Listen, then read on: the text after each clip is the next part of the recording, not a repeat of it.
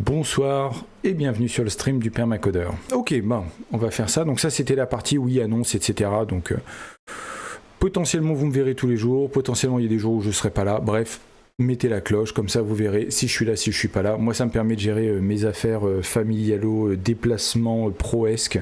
Et l'idée, c'est quand même qu'on s'amuse, voilà, que ce soit pas forcément une charge pour moi de me dire il faut absolument que je stream ce soir, même si c'était pas. Et puis après, quand ça se passe, ça se passe. Alors, de quoi qu'on va causer ce soir? J'ai vu passer, alors du moins on m'a transmis, donc je remercie la personne qui m'a transmise, Thomas, si jamais tu me regardes, un grand merci à toi là-dessus. Alors je sais pas si vous connaissez le blog d'ailleurs Overreact de Dan Abramov. Dan Abramov qui, je crois que j'en ai déjà parlé une fois, mais si j'en ai pas parlé, c'est un très très bon petit gars qui travaille depuis très longtemps dans tout l'écosystème React, mais pas que, un bon petit gars quoi. Un bon petit gars très compétent, etc. Et il a écrit un article de blog Progressive JSON qui parle de l'idée de comment on peut streamer un flux de données dans le navigateur, là en l'occurrence du JSON. Et on va voir que comme on va parler de... Non, c'est pas ce que je vais faire. Comme on va parler de React, forcément on va parler de JSON, parce que grosso modo, c'est le médium, en tout cas de transfert, enfin le médium c'est l'HTTP, mais le contenu, le média qui est transporté par React, c'est du JSON.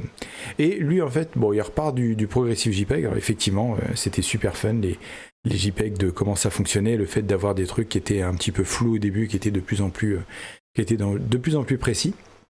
Et il voudrait appliquer cette logique au Progressive JSON, donc au JSON, de savoir comment, à partir d'un JSON, on peut le rendre progressif. Parce que c'est vrai que le JSON, d'une certaine manière, comme les autres formats qu'on a pu avoir avant, puisque c'est un format qui est typé, en fait, parce que vous voulez, c'est pas du texte où on enchaîne des lignes qui n'auraient pas d'intérêt les unes par rapport aux autres, ou du moins avec un ensemble.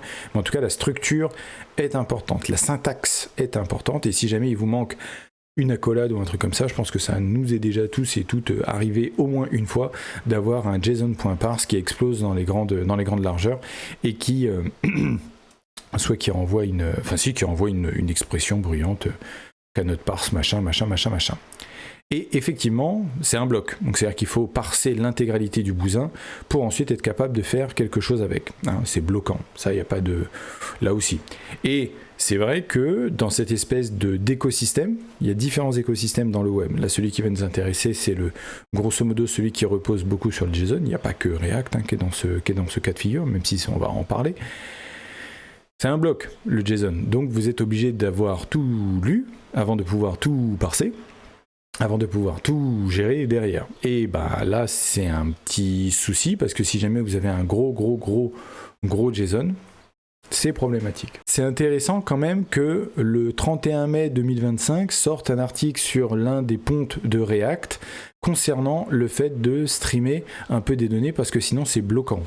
Rappelle que le web, ça existe depuis 60 ans maintenant, et c'est quand même en 2025 qu'il faut une figure de React pour en parler. Et on verra que côté HTML, c'est des choses qui existent depuis très longtemps. Mais là, en l'occurrence, on redécouvre ça avec le JSON. Alors, l'idée c'est de quoi? C'est de dire comment on peut streamer du JSON.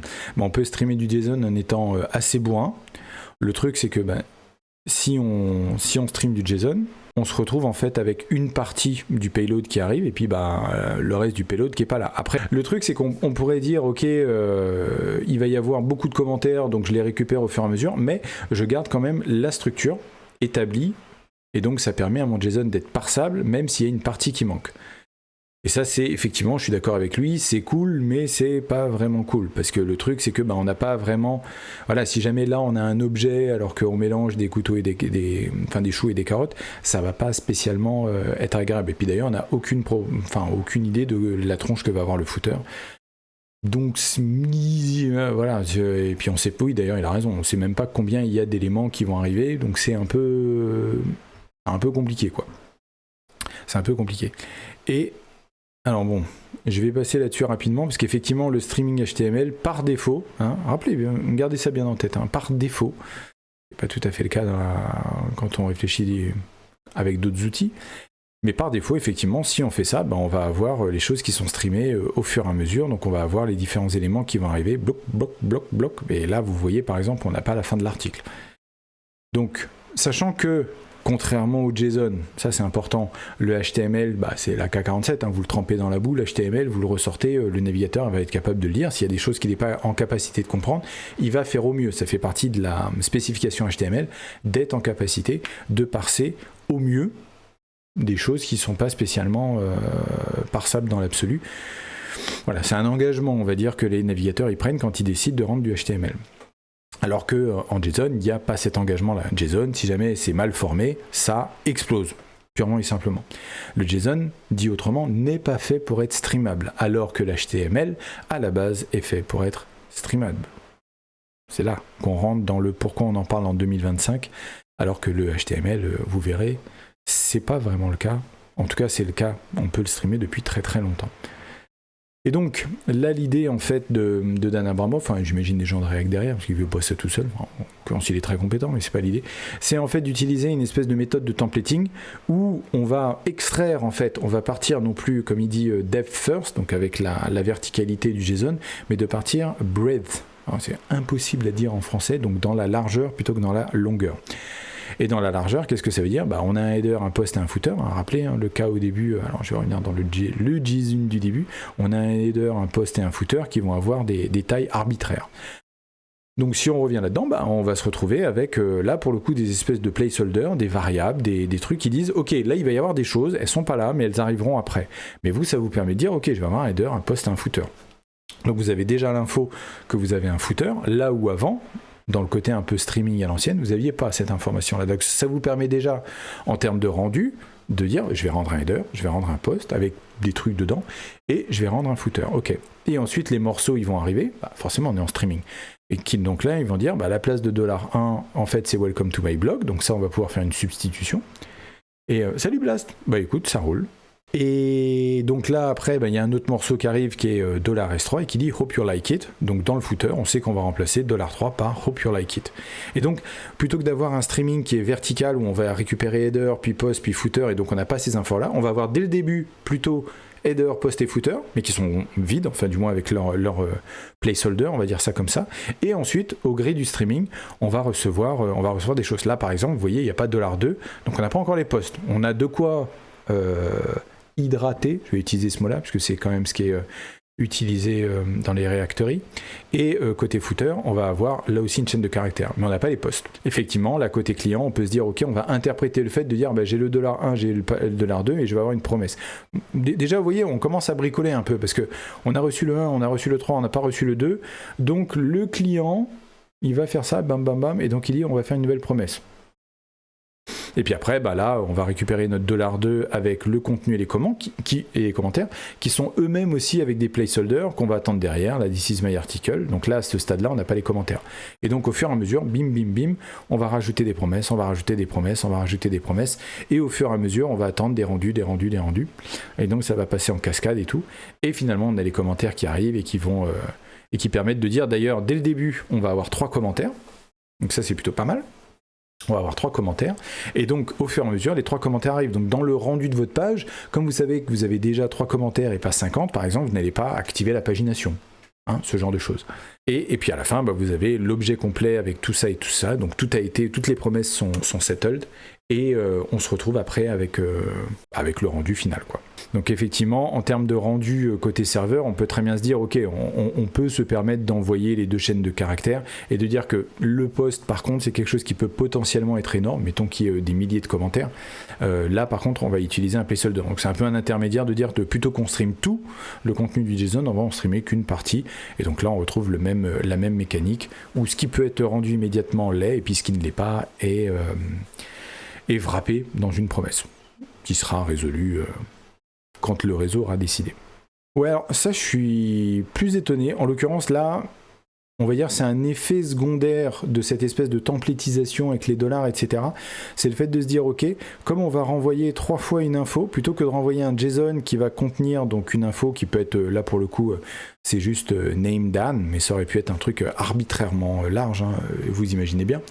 Là, vous pouvez très bien, en fait, voilà, c'est ça ce qu'il dit, on va répéter. Donc par contre, si on envoie directement ça, on économise toute la place du user info.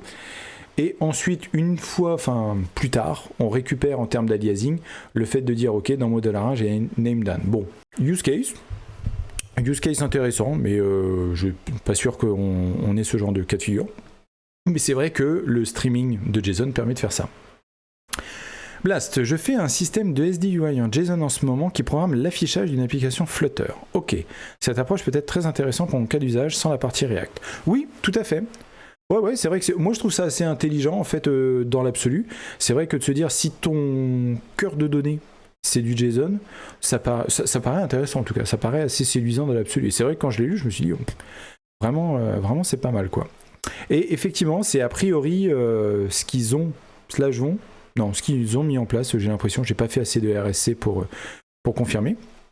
Mais l'idée c'est un peu ça derrière, c'est de se dire on va streamer en fait comme tout ce qui est, parce que c'est là un petit peu le grief que j'ai, c'est que comme ils sérialisent tout en JSON dans les échanges, voilà, the output of page as a progressive JSON stream, et donc ils font la même chose en fait là-dessus, c'est que toute la partie HTML, comme ils la sérialisent en JSON, puisque c'est leur sauce ATSX là, et ils font en fait exactement ce que je les ai dit, avec des placeholders, des machins, des promesses qui sont à l'intérieur, tac, et puis après on récupère nos commentaires qui sont résolus, et puis après qui sont rendus. Après, on rentre aussi un petit peu dans les bidouillages à la React, parce qu'effectivement, si on n'avait pas rendu les commentaires, on aurait eu si on faisait un petit peu de manière naïve, on aurait eu un trou ou pas, enfin voilà. Et donc, oui, eux, ils sont obligés de passer par la partie loading state avec suspense, etc. Comme il n'y a pas de suspense, ils font pas de rendu, mais ils font pas le fait de lancer. Par contre, s'ils mettent un suspense fallback, ils peuvent se mettre en place, donc la fameuse partie, vous savez, un peu grisée avec de l'animation, etc., qui est suspense, en attendant de recevoir les commentaires. Et puis après, une fois qu'ils ont les commentaires, zim zam zoom, ils font les rendus des différents LI. Voilà, donc ça, effectivement, c'est un petit peu ce qu'elle...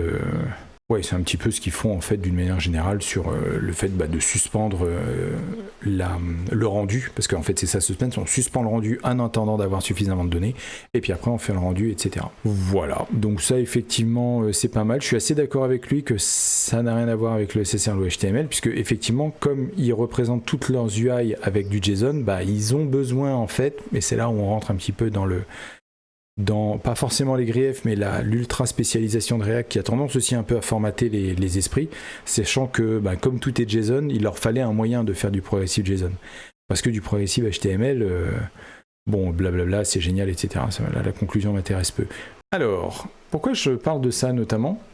Parce que c'est ce mouvement-là, en fait, je suis revenu un petit peu en arrière dans le temps, et je me suis intéressé un petit peu à qu'est-ce qu'on faisait avant, parce que c'est vrai que le streaming HTML on en parle depuis un moment, et on va remonter un petit peu dans le temps pour voir jusqu'où on peut remonter, sachant que je suis pas remonté très très longtemps, mais en vrai le streaming de HTML ça existe depuis très longtemps. Par exemple un truc comme ça, vous voyez, à droite c'est juste du HTML, il n'y a pas de JSON, et à gauche c'est un rendu pleine bourre. Et donc vous avez exactement la même logique que Suspense, à savoir un composant qui va faire son fameux glimmer là. Voilà, le glimmer, et ensuite rendu, etc. Alors qu'à côté, on a juste un gros flash of même pas une salle content, c'est juste blank text. Et puis après, on se retrouve, quand la page elle est chargée, bim bim bim. J'aime beaucoup en fait ça, parce que en gros là déjà ce que je suis en train d'expliquer c'est que le streaming HTML, je savais qu'Amazon faisait comme ça. Alors oui, après c'est pas surtout, mais oui effectivement. Après, c'est dans leur intérêt aussi, de toute façon. Le truc, c'est que le streaming HTML, en fait, ça existe, vous voyez, déjà avec des placeholders, des glimmers, des machins, ça existe depuis très longtemps. Là, il faut rappeler quand même quelque chose, c'est pas parce que Dan Abramov a sorti un article qui en parle sur comment ça s'appelle, sur React, que c'est pas quelque chose qui n'existait pas avant, quoi. Vous voyez ? Là, on peut tout à fait... Il y a Hono, effectivement, c'est vrai que j'avais pas ouvert l'onglet. Et Hono contient notamment en fait un processus de streaming du HTML derrière, que vous pouvez wrapper comme vous voulez, et en utilisant un service worker, tout à fait. Et en fait, il utilise un service worker en interne, justement pour faire la récupération, l'alimentation du HTML. Donc c'est super intéressant en soi, parce qu'il y a différentes formules qui ont été faites là-dessus. Et j'aime bien parce qu'en fait, on remonte assez facilement dans le temps. Donc là, on était en 2024 sur cet article-là de Front-End Masters. Et je suis remonté d'un cran après derrière. C'était pas très très compliqué. The Weirdly Obscure Art of Streamed HTML. Vous voyez, déjà, alors c'était en 2022, même si ça a été modifié après. Mais c'est quelque chose qui existe, c'est quelque chose sur lequel vous pouvez faire des fetch, etc. Alors, des fois, ça nécessitait des fonctions, on verra, qui en interne, qui étaient un petit peu... qui étaient pas forcément réparties partout. Maintenant, effectivement, c'est le cas, hein, c'est intégré partout. Et vraiment très très cool. Vraiment très... Alors attends, bon, alors, ils reprennent celui-là, forcément c'est comme ça que je l'avais trouvé aussi. C'est ça, il y a Dust et Marco, ça c'était à l'époque. Ouais, en fait, arbitrairement, si on veut, de toute façon, rien qu'avec du JavaScript qui va chercher du HTML, on rappelle, hein, c'est avec du CSS qu'on fait ça. Ben, tu vois, on y est presque. Parce que le truc, c'est que l'article séminal que j'avais trouvé, qui était là, et qui est, de toute façon, en termes de web, c'est toujours Jack Archibald, quasiment, qui parle de ces sujets-là. Et en 2016, donc il y a déjà près de 9 ans, c'était quoi ? Ouais, janvier, donc effectivement, 9 ans.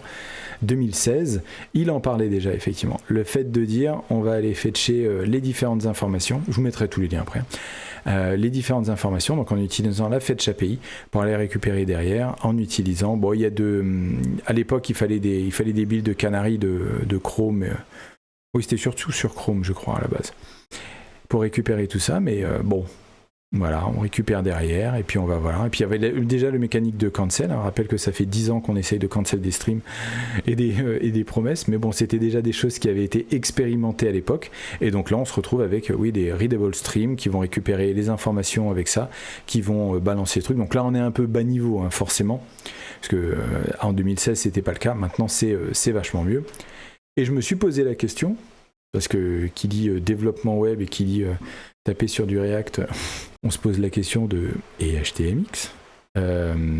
Alors non, c'était pas cet onglet-là, mince. Qu'est-ce que j'ai fait ? Ah non, c'était ça. Ah ah, parce que je voulais montrer l'autre lien, donc je pourrais vous montrer 2 fois. Et effectivement, avec le SSE et HTMX, il y a une extension d'HTMX qui permet de faire ça totalement naturellement avec du server-side event. Et là, c'est vraiment trop cool. Alors pour le coup, je prends un exemple en Django, comme ça on ne pourra pas me dire qu'il n'y aura que du Rust ou du TypeScript. Grosso modo, qu'est-ce qu'il fait ? Alors attends, que je retrouve le bazar.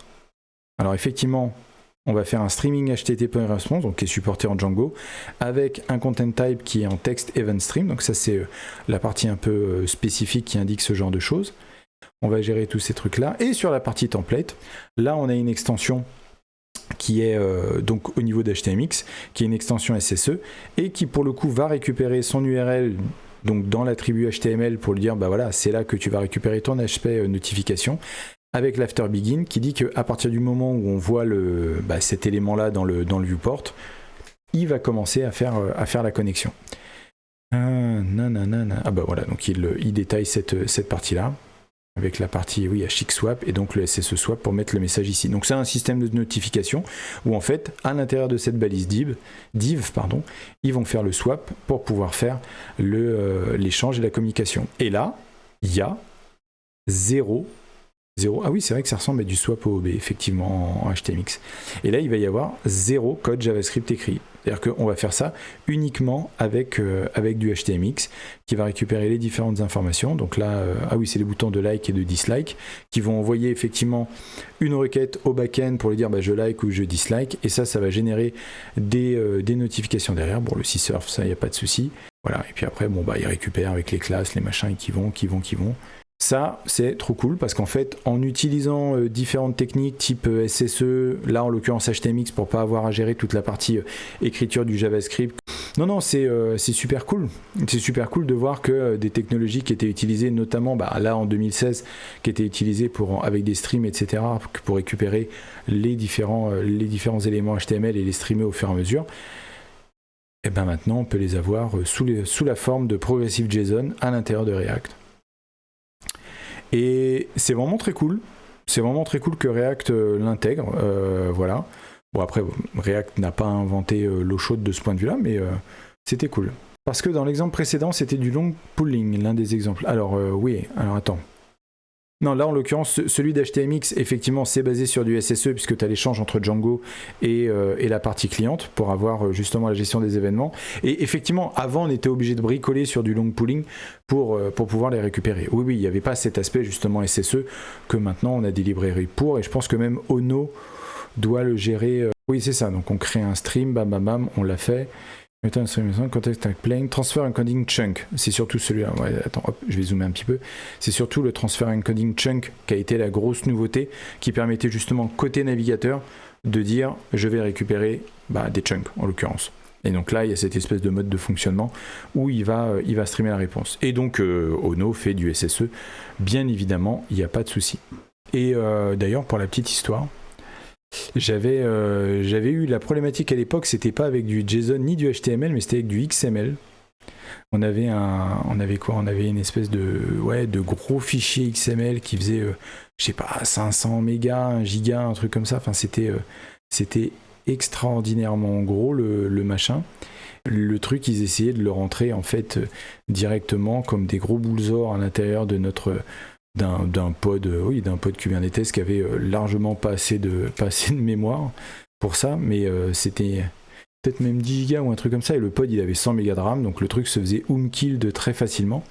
Et quand j'avais posé la question, parce que moi je venais d'arriver sur le projet, et j'ai posé la question au pauvre petit junior qui s'était occupé du truc, et il m'a dit ouais, en fait sur les données de test, quand j'avais fait un load XML, j'avais fait un load XML, ça passait bien avec les données de test.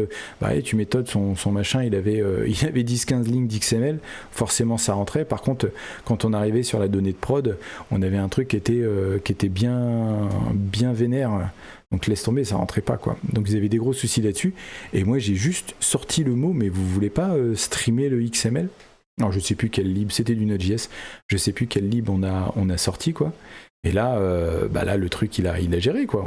On lui a dit il va y avoir, c'est quoi, c'est CTRL-D. Il va y avoir différents morceaux à balancer. Il y avait une partie un petit peu en tête et puis pied, mais c'était surtout le même objet en fait. C'était comme une énorme liste d'une dizaine de milliers de données. Et donc, à un moment donné, moi je suis arrivé, je lui ai dit, tu veux pas tout simplement streamer le truc ? Et j'ai l'impression que je lui avais explosé la tête quoi, au pauvre junior. Donc je l'ai pris pendant 2 semaines avec moi. On a réécrit tout le bazar qui était un import massif de XML pour dire, non, au fur et à mesure là. Tu vas streamer, donc tu vas gérer un objet que tu vas lancer dans un pod, un objet qui va baser dans un pod, et le pod, au début, l'infra, ils avaient été obligés forcément de le rendre extrêmement gros parce qu'il fallait faire rentrer le truc de dizaines de gigas, parce que je crois que les pods faisaient 16 gigas de RAM, un truc comme ça, parce qu'il y avait la sauce à Node aussi avec. Et puis quand ils se sont rendus compte qu'on pouvait streamer le truc, le pod il s'est retrouvé tout petit quoi. Parce que forcément, il y avait beaucoup moins à gérer, quoi. Et donc, on a streamé. Après, ça prenait un peu plus de temps, forcément, puisqu'on envoyait les blocs un par un dans le bazar. C'est logique. Plutôt que de dire, une lecture complète, un machin, et puis après, on rentre. Mais de toute façon, ça se faisait exploser. Donc, on a eu un truc. Et en plus, on avait un indicateur de progression, puisqu'on avait enfin un compteur qui disait, chunk 1 traité, chunk 2 traité. Et puis, ouais, mais en fait, c'est le genre de truc où... nécessité fait loi, j'ai envie de dire. Là, moi j'arrivais sur le projet, on me demandait de trouver une solution. Donc que ce soit du XML, que ce soit du... c'est ça en fait, que ce soit du étoile ML, puisque le HTML ça n'est qu'un XML, que ce soit du JSON avec les bricolages de nos amis de React, en vrai, c'est vrai que je suis assez d'accord avec Dan Abramov, quand ça se justifie, le fait de se dire on doit pouvoir avoir les moyens de streamer les éléments au fur et à mesure et de les manger, c'est... il faut que le framework, d'une certaine manière, soit être en capacité de le faire, quoi. Voilà, que ce soit du React, que ce soit du HTMX. Mais super intéressant, comme sujet, parce que c'est là qu'on se rend compte que, en fait, des choses qui, dans l'embarqué, sont évidentes, puisque les ressources sont forcément contraintes, sur des anciens systèmes où, on n'avait pas des barrettes de RAM dans tous les sens, le fait de voir ça, et ça, c'est plutôt cool. Donc, je suis très content que React... se soit décidé à apprendre et à s'y mettre. Et qu'ils aient intégré ça dans les React Server Components. Ah là là, qu'est-ce qu'ils ne feraient pas, hein. C'est raccord avec la programmation réactive. Oui, et d'ailleurs, il y en avait un qui le mentionnait, je sais plus, mais rien n'empêche, bien sûr, d'après, avoir un mode de fonctionnement un peu, comme tu dis, programmation fonctionnelle ou point free pour les pédants, et de se dire, oui, on va faire passer notre chunk à travers différentes fonctions, et ces différentes fonctions vont être des étapes du processus de traitement, et voilà. Et je pourrais très bien parler de Minecraft GregTech, parce que c'est un peu la manière de fonctionner. C'est-à-dire qu'on a des minerais en entrée, et puis après on va les faire passer à travers des machines qui vont les casser, qui vont laver ce qui a été cassé, qui vont prendre les eaux boueuses du lavage et qui vont après appliquer des trucs magnétiques pour récupérer encore des éléments, etc. etc. Donc une chaîne de pipeline en programmation réactive. Ouais, j'ai réussi à caser Minecraft dans une discussion sur le streaming HTML. Voilà, tu peux pas tester.